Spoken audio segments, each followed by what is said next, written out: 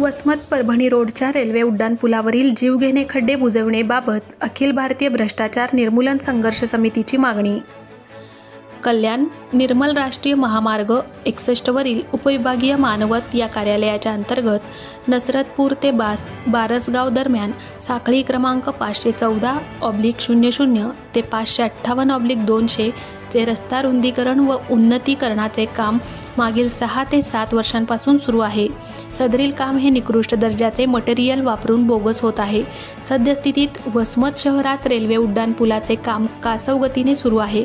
या कामाचे रॅम्प भरण्यासाठी मुरमांऐवजी निव्वळ काळ्या मातीचा वापर करण्यात आल्यामुळे पावसाच्या पाण्याने काळी माती वाहून गेल्याने त्या ठिकाणी भले मोठे जागोजागी जीवघेणे खड्डे पडले असून त्यामध्ये पाणी साचत असल्याने रेल्वे उड्डाणपुलाला तळ्याचे स्वरूप येत आहे.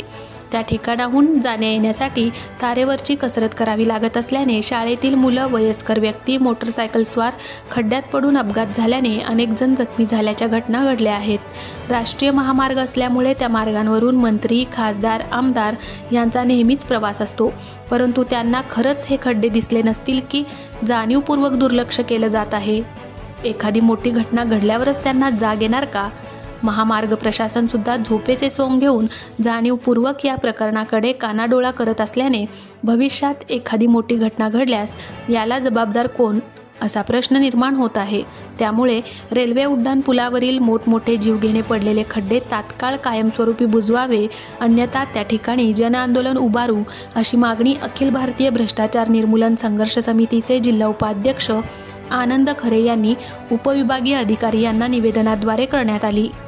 प्रतिनिधी बालाजी पांचाळ, वसमत, धुमाकूळ, महाराष्ट्र न्यूज नेटवर्क. आपल्या परिसरातील ताज्या आणि महत्त्वाच्या बातम्या पाहण्यासाठी आजच आपल्या धुमाकूळ महाराष्ट्र न्यूजला YouTube वर सबस्क्राइब करा आणि बेल आयकॉन प्रेस करा.